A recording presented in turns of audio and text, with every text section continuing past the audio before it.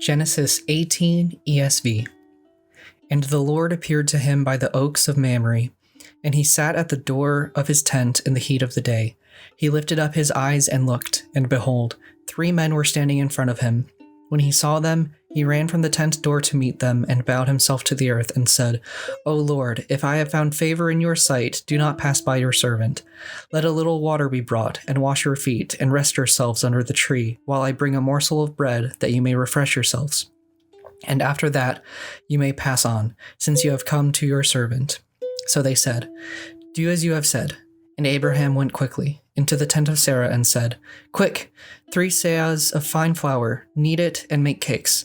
And Abraham ran to the herd and took a calf, tender and good, and gave it to a young man who prepared it quickly. Then he took curds and milk and the calf that he had prepared and set it before them.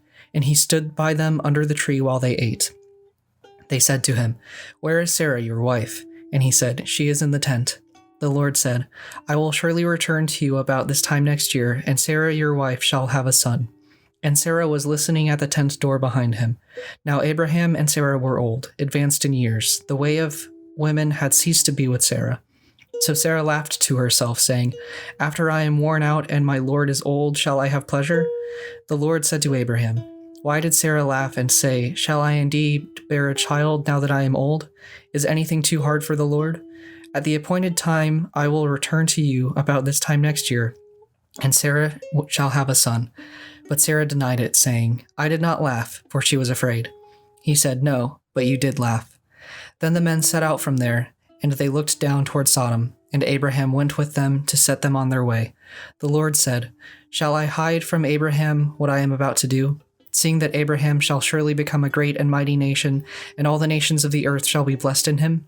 For I have chosen him, that he may command his children and his household after him, to keep the way of the Lord by doing righteousness and justice, so that the Lord may bring to Abraham what he has promised him. Then the Lord said, Because the outcry against Sodom and Gomorrah is great, and their sin is very grave, I will go down to see whether they have done altogether according to the outcry that has come to me, and if not, I will know. So the men turned from there and went toward Sodom, but Abraham still stood before the Lord. Then Abraham drew near and said, Will you indeed sweep away the righteous with the wicked? Suppose there are 50 righteous within the city. Will you then sweep away the place and not spare it for the 50 righteous who are in it? Far be it from you to do such a thing, to put the righteous to death with the wicked, so that the righteous fare as the wicked. Far be that from you. Shall not the judge of all the earth do what is just? And the Lord said, If I find at Sodom 50 righteous in the city, I will spare the whole place for their sake.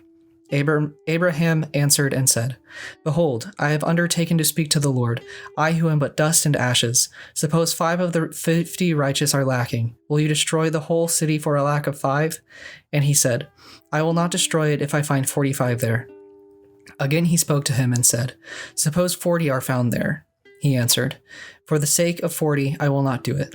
Then he said, Oh, let not the Lord be angry, and I will speak. Suppose 30 are found there. He answered, I will not do it if I find 30 there. He said, Behold, I have undertaken to speak to the Lord. Suppose 20 are found there. He answered, For the sake of 20 I will not destroy it.